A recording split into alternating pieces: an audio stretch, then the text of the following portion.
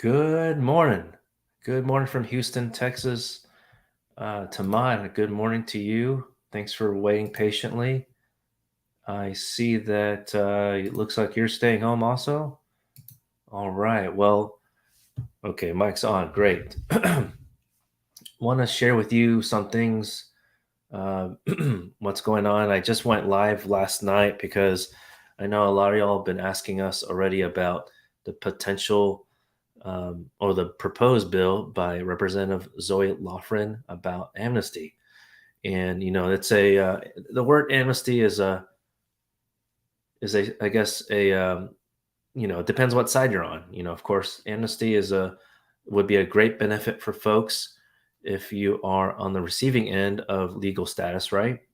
And so, but the problem here is that it appears more expansive than the proposal last year in 2021 about the Citizenship Act of 2021 proposed by, I believe it was New Jersey Senator Melendez. So because that one had a cutoff time in January 2021, whereas this one, with the one that was proposed recently this past week, has no cutoff time and has a rolling basis. So that means that if you've overstayed or you've been in America for at least 7 years in general, you can get status. I don't think Republicans are going to sign off that one if they didn't sign off on the prior versions. So that's just something to consider. Now, in the meantime, you have any questions? I also wanted to share some. Check the Visa bulletin, or not the bulletin, but the Visa news on the state.gov website. And if you have any questions, please drop in the comments, or you could join the show, and I'll send you the link. Let's see here. Let me know where y'all watching from, and maybe what kind of case you have pending. I know a lot of people have been waiting a long time. We've been having a lot of success, fortunately, but it of course depends on. I'm sorry, success about mandamus cases, because a lot of people have been waiting several months or many years, actually, especially for asylum interview delays. And we've had received callers talk about delayed 5, 6, 7 years, and that's a long wait time, of course. But we would only recommend filing a lawsuit in that kind of situation if no lawyer can promise that your claim is guaranteed, right? That your fear of claim or claim of fear is going to be satisfactory to the U.S. government, but they can prepare you, right? But of course, if someone has a shaky claim, I guess you can say, I would not. I would feel bad if we accept your case for mandamus and push the government to give you an interview. And even if you believe you have a strong claim of fear from your country of nationality, you really need to start preparing for your interview. Of course, you can watch so many YouTube videos out here and see how people might prepare you, but you really need to speak with an attorney, not just in a 15, 20-minute consultation, but hire someone who is well versed in asylum law. And we have a network of attorneys that can help you on that, okay? Not in our law firm, but around the country in general. But yeah, post any questions you have. And yeah, the reason why we mention mandamus a lot, if you haven't noticed yet, by the way, if you have not subscribed yet to our channel, uh, please click down below. And if you join the way we share content, news, please smash the like button. All right, we appreciate it. Let's see here.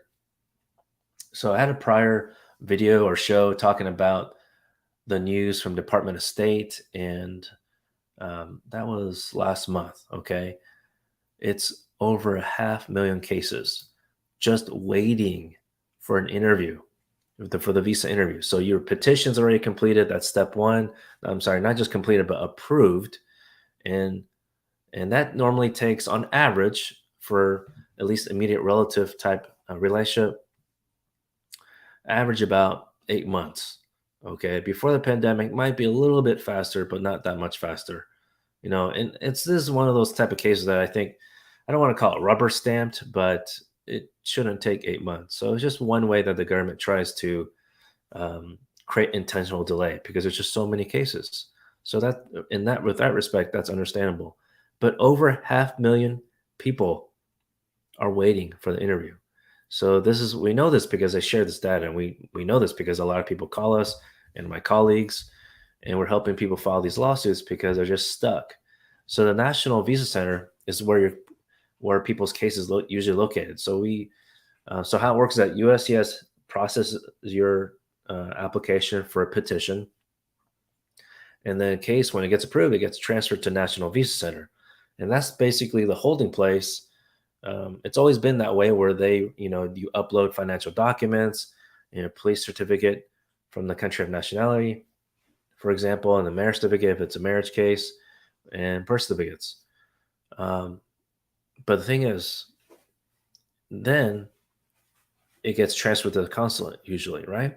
But now that we have the pandemic and there's less people working in the government and the government's inefficient, the cases are stuck at the National Visa Center. So basically, step two. All right. So the cases don't get moved to the consular embassy until the consular embassy says, "Hey, we're ready for more cases." And so, of course, there's no mechanism to force the consulate or embassy to move those cases unless you file a lawsuit. So, of course, if someone comes to me and says, "John, I just got the petition approved 2 months ago," it's still too early. Number one, did you upload those documents to online system, cac.state.gov website? I think that's the website. So, yep, that's it. Did you complete your DS 160 or DS 260, depending if it's a non-immigrant visa or immigrant visa? Did you do all those steps, right? Because 1 to 2 months is not enough for wait time. Okay, unfortunately. We usually file lawsuits when you're just waiting for the interview in that situation abroad, usually at least a year. But we're happy to chat with you if you have questions about your case. By the way, we do offer free 15-minute preliminary discussion, just see if we can point you in the right direction. So there's no obligation to hire anything like that, because I assume that, of course, you've probably spoken to several attorneys before to solve your question, and you probably paid consultation fee many times. But of course, you need more. If you need more than 15 minutes, we do offer for a paid consultation. And our number's right here. And we're going to share the secret code so you can access those free 15 minutes. So we'll share it with you probably a little bit later in the show, maybe at the 10 more minutes or so. But in the meantime, if you're just joining us now, you're welcome. And please welcome to comment down below if you have any questions. And by the way, I did it, y'all. I have a TikTok account, Green Card Guys _John. So if I'm not always dancing, but maybe a little jiggle, and of course, offering know your rights information, things you need to know. I just have a series out there recently about what you should watch out for if you've been arrested for a crime, and whether you did it or not. I don't need to know that part. You reserve that for a criminal defense attorney. But the thing is, a lot of people, even people who are residents, think that the district attorney or even your own criminal defense attorney says, "Okay, well, your case is you have to plead guilty, but your case is gonna get dismissed, let's say 6 months later or 1 month later, and you don't have to serve any time in jail." When something sounds too good to be true, which it is true in terms of the state level, but when any immigrant, whether you have status or you have residency, it most likely will affect you in the future.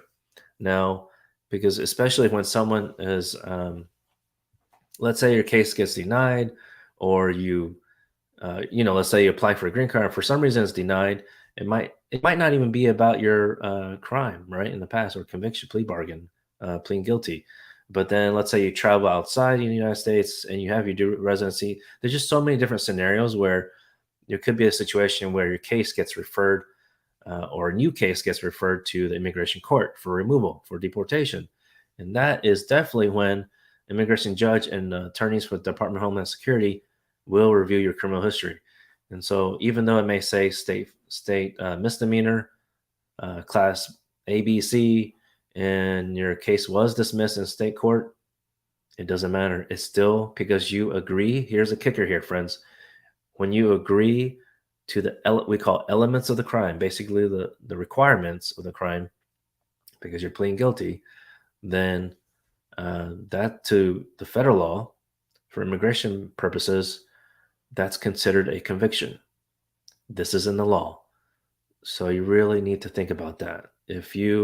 We're based out here in Texas. I don't practice criminal defense, but our law firm is familiar, knowledgeable about immigration consequences uh, for based on crimes. Okay, so you do need to watch out for that. Even if we're not here to judge anyone. We're just here to point you in the right direction. Okay, so that's the key thing here. All right, so I want to share with you some things here. Okay, so by the way, there's a resource here that if you're wondering, let me share my screen. A lot of people ask us about what's the visa wait time, and here is a travel.state.gov website, okay, friends, and it does not show for immigrant visas. Okay, only this section here shows the estimated wait time for visitor visa, student exchange visitor visa, and all other non-immigrant visas. So this is San Jose, but let's just type in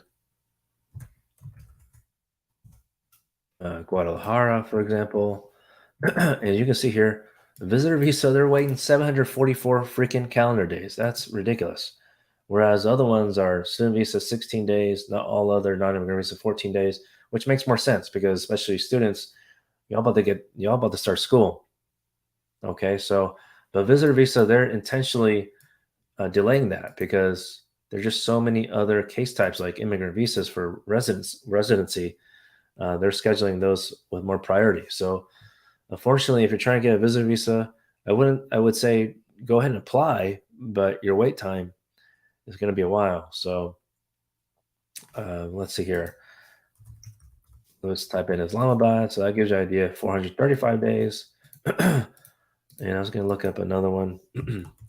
Let's see, even Montreal, emergency appointments only. Vancouver, 396 days for visitor visa. So just want to give you an idea. This is also where I look for information to share with y'all in terms of U.S. visas news. Here's a visa backlog report updated this month, July 2022. Here's the numbers that's freaking people out. Okay. And so we don't freak out over here at Teen Law Group. We file lawsuits. Okay. We solve your immigration problem, point you in the right direction. So as of July 2022, I don't know if that means the 1st of July, but number of eligible immigrant visa applicants still pending, waiting for the scheduling of interview was completed is 409,000. Okay. Folks that are waiting for the interview here is at least 433,000. So it looks like it decreased a little bit. Yeah, so it's just waiting a long time. Okay, there's a lot of folks out there waiting.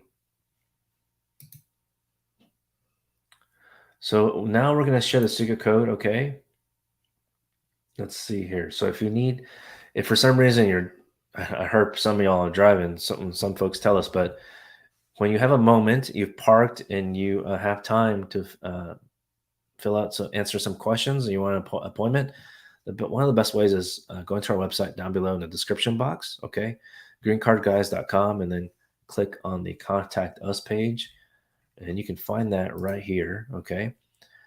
And then we're also going to share the secret code right about now, okay. And here it is. Here's the benefits of hiring our team. Something to consider. We're very intentional about our customer service. secret code down below. You could have guessed it on the bottom left of your screen. So I know in July most of y'all are traveling, so please be careful. Okay, especially apparently there's a new variant out there, so please continue to wear your mask. I know it's even difficult for our family sometimes, so it just depends on the situation. But just want y'all to be safe and wish you the best. Okay, and have a wonderful weekend. Take care.